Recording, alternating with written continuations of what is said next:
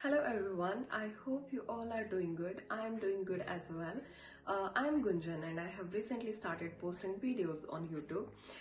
Today you can see me in a very special outfit. It's called sari. It's an Indian outfit.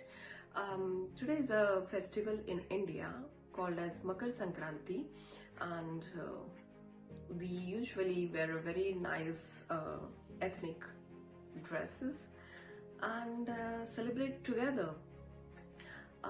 So let me just quickly tell you what Makar Sankranti is. Makar is the zodiac sign called Capricorn, and Sankranti means the transition. So on this day, the sun enters in the zodiac sign called Capricorn and starts the northward journey, which we call as a Uttarayan. Basically, from this day the cold and winter days gets over and longer days with more warmth of sun begins. The meaning is the same, but names and traditions are different in a different regions all over in India.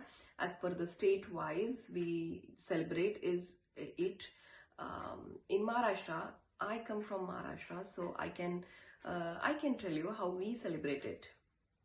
So basically we prepare the sweet from sesame seed and jaggery and distribute it to everyone. While distributing, we say that eat sweet and speak sweet.